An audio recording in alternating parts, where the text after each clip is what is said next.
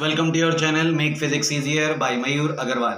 आज मैं आपके सामने हूँ बहुत ही इम्पॉर्टेंट, चाहे वो सीबीएसई बोर्ड का स्टूडेंट हो या वो आईसीएसई बोर्ड का स्टूडेंट हो, अगर उसे न्यूमेरिकल्स में एग्जाम में आए हुए सारे न्यूमेरिकल्स को क्रैक करना है तो उसके लिए ये आज का वीडियो बहुत इंपॉर्टेंट होने वाला है। तो आज हम लोग बात करने जा रहे हैं numericals related to the combination of resistances. मैं आपको पहले ही काफ़ी सारे वीडियोस प्रोवाइड कर चुका हूं जिसमें मैंने आपको रेसिस्टेंसेज के बारे में वीडियोस और इंफॉर्मेशन दोनों आपको मैंने दे दी है, और एक वीडियो कॉम्बिनेशन ऑफ रेसिस्टेंसेस का वीडियो जो मैंने आपको प्रोवाइड कराया था मेरे channel make physics easier by Mayur Agrawal पर, उसमें आप उनका डेरिवेशन भी कि जो सीरीज और पैरेलल कॉम्बिनेशन में डिराइव करके जो फॉर्मूला आता है वहां से आपको वो भी मिल जाएगा। तो मैं आपसे ये रिक्वेस्ट करूंगा कि आज की वीडियो को देखने से पहले अगर आप हेल्प ले लें कॉम्बिनेशन ऑफ रेसिस्टेंसेस वाले वीडियो से तो आपको आज का वीडियो और भी अच्छे से समझ में आएगा। So without any delay let's start today's video. सबसे पहले क्वेश्चन में हमें ए और बी ये दोनों टर्मिनल्स के बीच में चार रेसिस्टेंसेस इस तरह से अरेंज है। ये first resistance, second, third and fourth. Suppose हम इनको फॉर एन एग्जाम्पल नेम दे देते हैं R1, R2, R3 and R4.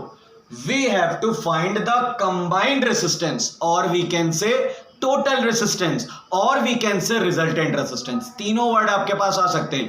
combined resistance कह के भी पूछा जा सकता है, resultant resistance कह के भी पूछा जा सकता है, और total resistance कह के भी पूछा जा सकता है। तो क्या तरीका होगा, मैंने आपको पहले ही बता दिया है।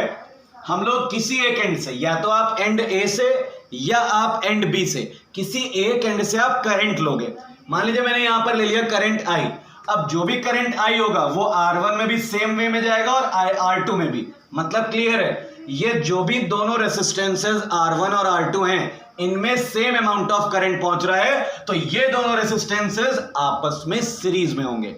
और जैसे ही करंट यहां पर आएगा, अब करंट को दो हिस्सों में डिवाइड हो जाना है, I1 current over here and I2 current over here. मतलब ये 2 ओम और 2 ओम में करंट डिवाइड होकर पहुंच रहा है। That is why these two resistances are in parallel. तो अब ये कोई एक ऐसा क्वेश्चन नहीं है कि हम उसे एक स्टेप में कर पाए। उसके पीछे लॉजिक ये है, पहले हम इसे क्या करेंगे, इसको पैरेलल कंबाइन करके निकालेंगे इन दोनों का रिजल्ट। ये पहला स्टेप होगा हमारा। तो हम लोग पहले स्टेप 1 करने जा रहे हैं। ऑब्जर्व करिएगा, because we can say that 2 ohm and 2 ohm are in parallel. तो पैरेलल के लिए जो फॉर्मूला हम लगाते हैं वो क्या लगता है, 1/RP is equal to 1/R3 plus R4। क्योंकि हमने यहां पर नेम R3 और R4 दिया हुआ है, so we can write 1/RP is equal to 1/2 plus 1/2, 1/RP is equal to 2/2। Cancel करेंगे 1 आएगा, सॉल्व करेंगे तो RP की वैल्यू क्या आ गई, 1 ओम। मतलब अब अगर हम डायग्राम चेंज कर दें, डायग्राम में हम इन दोनों रेसिस्टेंसेस को हटाकर एक रेसिस्टेंस लगा सकते हैं। कितने ओम का बेटा, जो हमारा आंसर आया है 1 ओम। सो यहां पर हमारा इन दोनों को हटाकर रिप्लेस करके एक रेसिस्टेंस बन जाएगा 1 ओम का। और जैसा कि आप देख रहे हो, अब ये अमाउंट ऑफ करंट सेम इसमें भी एज इट इज जाएगा। तो अब ये तीनों जो हमारे रेसिस्टेंसेस बन चुके हैं ये तीनों सीरीज में बन चुके हैं। सो हमारा यहां से हो जाएगा स्टेप 2। स्टेप 2 में हम कह सकते हैं 2 ओम एंड 1 ओम, ये तीनों resistances they are in series. और सीरीज में अगर हम कॉम्बिनेशन निकालना चाहते हैं तो बहुत आसान फॉर्मूला होता है, R1 plus R2 plus RP। जो RP यहां से पैरेलल वैल्यू आई है, R1 के प्लेस पे 2, R2 के प्लेस पे 2 और RP के प्लेस पे 1। So the answer will be 5 ओम। तो ये हमारा पूरा कॉम्बिनेशन हो गया RAB। AB टर्मिनल के बीच में जो टोटल रेसिस्टेंसेस है वो 5 ओम है। ये हमारा इस क्वेश्चन का आंसर हो गया।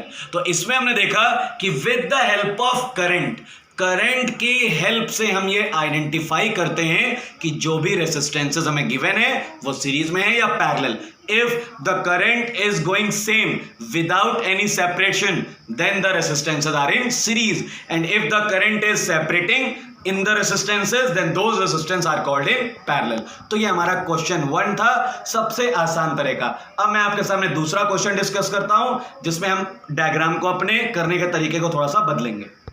सो अब हमारे पास ये एक सैंपल प्रॉब्लम है। इस प्रॉब्लम को हम कैसे सॉल्व करेंगे, इसमें डायग्राम भी नहीं दिया है, तो हमें डायग्राम भी खुद बनाना होगा, या नहीं भी बनाए, अगर हमें बिना डायग्राम का सॉल्व करना है तो भी हम कर सकते हैं। बट मैं आपको ये सजेस्ट करूंगा, आपको यही एडवाइस दूंगा, आप डायग्राम बना कर करिए।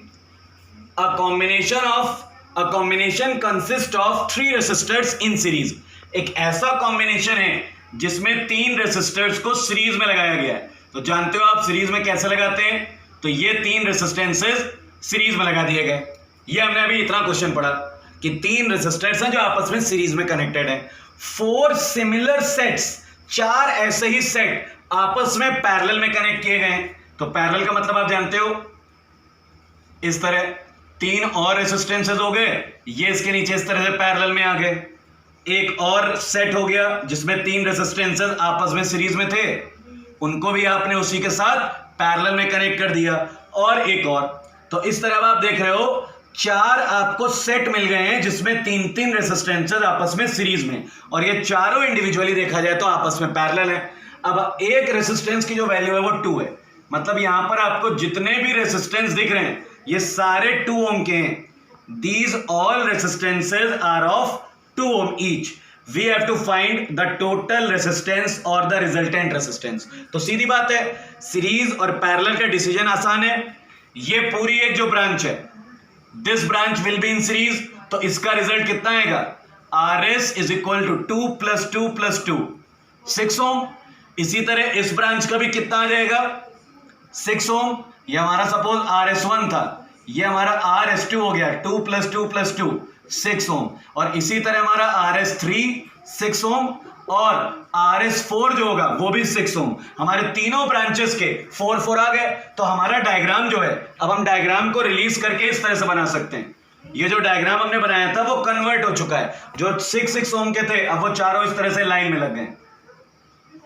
एक रेसिस्टेंस हमारा ये, दूसरा ये, तीसरा ये और चौथा ये, और इन चारों की वैल्यू कितनी है, सभी की वैल्यू है 6 ओम ईच।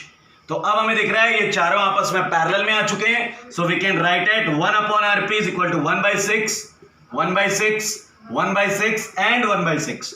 तो टोटल रिजल्ट कितना आ जाएगा, 4/6। यहां से RP की वैल्यू आ जाएगी 6/4, जिसे हम कह सकते हैं 1.5 ओम। तो इस तरह मैंने देखा हमारे पास टोटल 12 रेसिस्टेंसेस थे और सबका कॉम्बिनेशन कितना आया, 1.5। पहले हमने उनको सीरीज वाइज निकाल लिया, जब एक एक लेयर का, एक एक सेट का हमें सीरीज वाइज मिल गया तब हमने उनको पैरेलल में निकाल लिया। ये आपको क्वेश्चन वाइज डिसाइड करना है कि पहले आपको फॉर्मूला पैरेलल का लगाना है या सीरीज का लगाना है। इसमें कोई भी वो तरीका नहीं है कि आप ये आइडेंटिफाई कर सको कि पहले कौन सा लगाएंगे।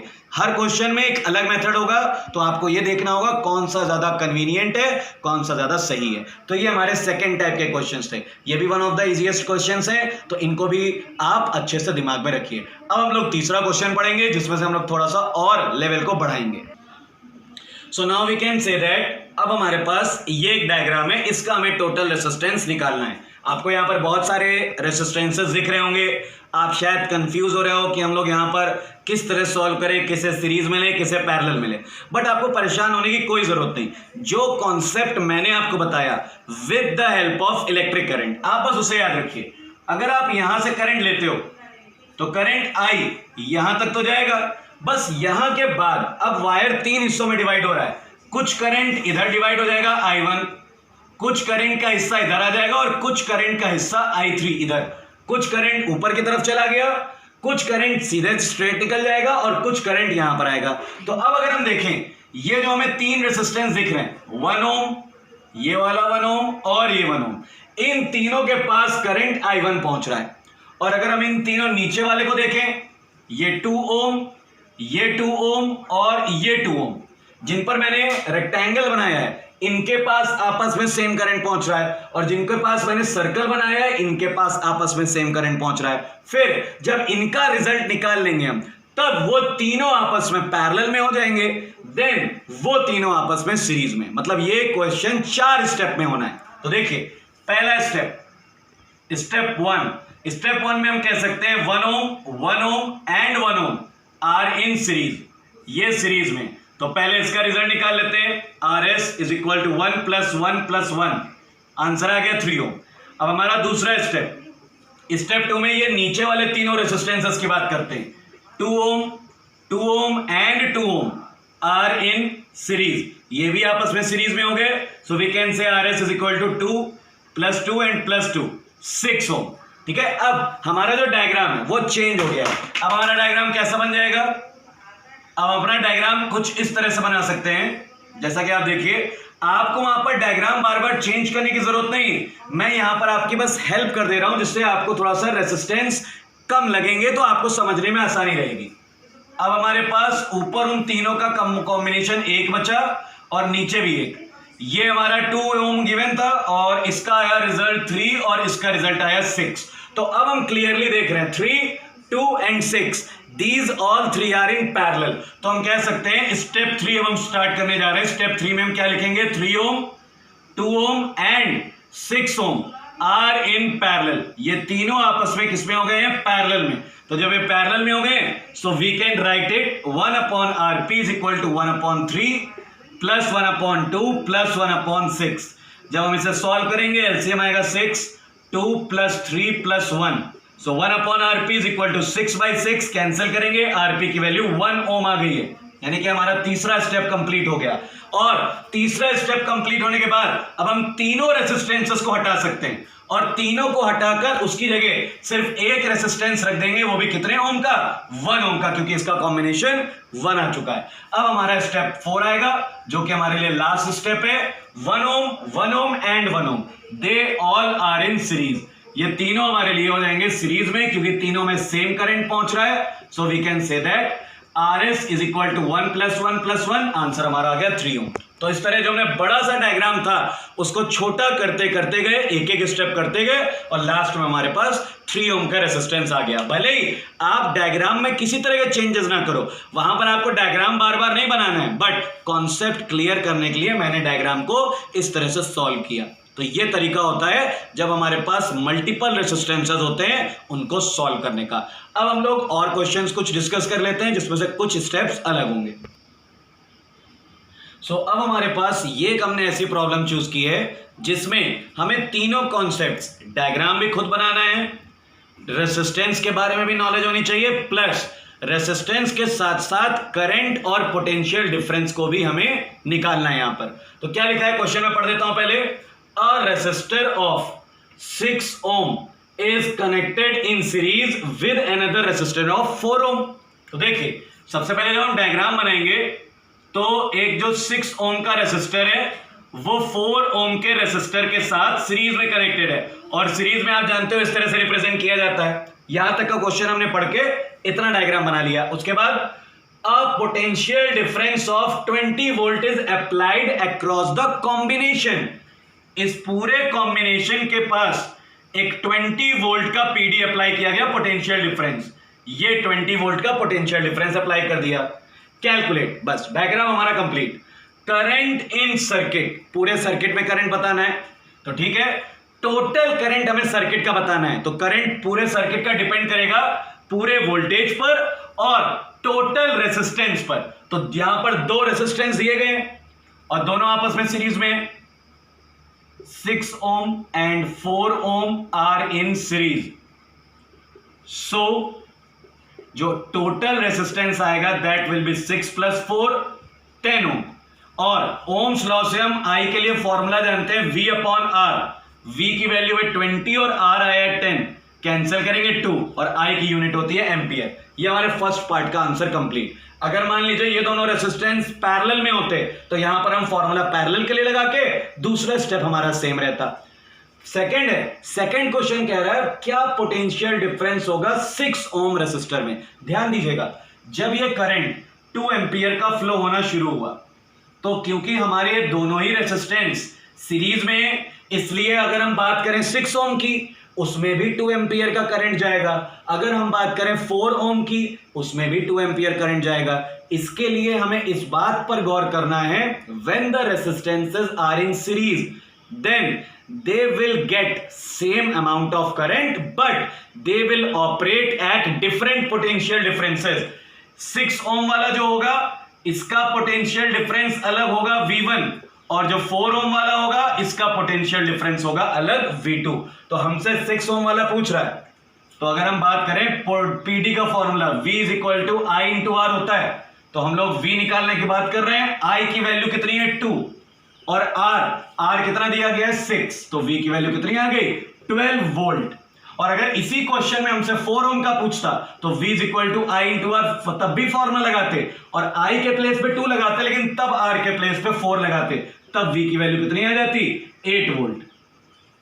और जरा ध्यान दीजिएगा 12 और 8 दोनों को प्लस कराइए, कितना आंसर आता है 20, और यहां पर बैटरी कितने वोल्टेज की थी 20। तो इस बात पर भी हमें ध्यान रखना है कि जो भी वोल्टेज डिवाइड हो रहा है वो बैटरी के टोटल वोल्टेज के इक्वल होना चाहिए। तो ये था हमारा कॉन्सेप्ट जब हम रेसिस्टेंसेज में करंट और वोल्टेज दोनों के कॉम्बिनेशन की बात करते हैं। करंट भी पूछा जाता है हमसे तो उसे इस तरह से निकालते हैं, और जब हमसे पोटेंशियल पूछा जाता है तो इस तरह। करंट निकालने के लिए तो कोई प्रॉब्लम नहीं, पूरे सर्किट का निकालना है तो पूरे सर्किट का पहले टोटल रेजिस्टेंस निकाल लिया और उसके बाद फिर हमने टोटल करंट के लिए ओम्स लॉ लगा दिया। और जब हमें इंडिविजुअली दोनों रेजिस्टेंसेस का अलग अलग पीडी निकालना है तो फॉर्मूला तो दोनों केस में V equal to I R रहेगा, I की वैल्यू सेम रहेगी दोनों के लिए, बट दोनों के जो इंडिविजुअल रेजिस्टेंसेस हैं वो अलग अलग हो जाएंगे। तो ये था हमारे 4th टाइप के क्वेश्चंस जो आपको मिल सकते हैं। अभी हमारे पास 5th टाइप के न्यूमेरिकल है, हमारे 5वां टाइप है। इसमें मैंने और थोड़ा सा डायग्राम को कॉम्प्लिकेटेड करने की कोशिश की है कि हर तरह के डायग्राम से आपको एक बार फेमिलियर करा दूं मैं। इसमें मुझे यहाँ पर मैंने आपको एक वोल्टेज दे रखा है बैटरी का 6 वोल्ट, ये एमीटर है जो कि करंट मेजर करेगा। 3 रेसिस्टेंसेस इस तरह से अरेंज हैं। हमें 2 चीज़ें चाहिए, द इफेक्टिव रेसिस्टेंस मतलब टोटल रेसिस्टेंस, और reading of ammeter. Reading of ammeter means the total value of current flowing in the circuit. तो अगर हम इफेक्टिव रेसिस्टेंस की बात करेंगे तो ध्यान दीजिएगा, अगर मैं करंट को यहां से आता हुआ कंसीडर करता हूं, करंट अगर यहां से आएगा तो इन दोनों रेसिस्टेंसेस के पास 4 और 2 के पास सेम पहुंचेगा। और अगर यहां से ना कंसीडर करके अगर मैं कंसीडर करता हूं करंट यहां से आ रहा है, तब भी हम देखें तो 2 और 4 के पास सेम पहुंचेगा। करंट को हम किसी भी डायरेक्शन से लाते हैं, हमें यह ऑब्जर्वेशन मिलता है 4 ohm and 2 ohm they will get equal amount of current. So we can say that 2 ohm and 4 ohm are in series, ये दोनों आपस में सीरीज हो जाएंगे। ये हमारा पहला स्टेप हो गया। So we can say RS is equal to 2 + 4 6 ohm is the result. तो अब हम क्या कर सकते हैं, इन दोनों रेसिस्टेंसेस को यहां से हटाकर एक रेसिस्टेंस इनकी जगह यूज कर सकते हैं, किस ओम का 6 ओम का। अब जैसा कि आप देख रहे हो ये दोनों रेसिस्टेंसेस आपस में कैसे हो गए पैरेलल में। सो we can say 6 ohm and 6 ohm are in parallel. तो जब पैरेलल में होते हैं आप फॉर्मूला जानते हो क्या होता है, 1/RP is equal to 1/6 plus 1/6। So 1/RP is equal to 2/6, 1/RP is equal to 1/3। Solve किया तो RP की वैल्यू कितनी आ गई 3 ओम। इसका मतलब क्लियर है। अब हम इन दोनों ही रेसिस्टेंसेस को हटाकर सिर्फ एक रेसिस्टेंस डिनोट कर सकते हैं यहां पर 3 ओम का। तो हमारे पास देखिए एक रेसिस्टेंस, मतलब ये एक क्यों आ रहा है, क्योंकि जो पहले 3 थे 3 में से 2 का कॉम्बिनेशन किया तो 2 बचे हमारे पास, फिर इन दोनों का ऐसा पैरेलल कंबाइन किया तो हमारे पास 1 बचा। ये हमारा टोटल रेसिस्टेंस हो गया, ये हमारे लिए टोटल पीडी है सर्किट का। अब हम रीडिंग ऑफ एमीटर आराम से निकाल सकते हैं। रीडिंग ऑफ एमीटर का मतलब I is equal to V/R, V की वैल्यू 6, R की वैल्यू 3। तो हमारे पास टोटल जो करंट होगा सर्किट का वो आ जाएगा 2 एम्पियर। तो इस तरह देखिए कोई मुश्किल काम नहीं है, सिर्फ आपको अपने जो कॉन्सेप्ट पर रहना है। पोटेंशियल डिफरेंस और इलेक्ट्रिक करंट सीरीज और कॉम्बिनेशन में किस तरह से वेरी करते हैं, इन बातों का ध्यान रखना है। You can easily solve these numericals. Okay, तो ये हमारा 5th टाइप का न्यूमेरिकल था।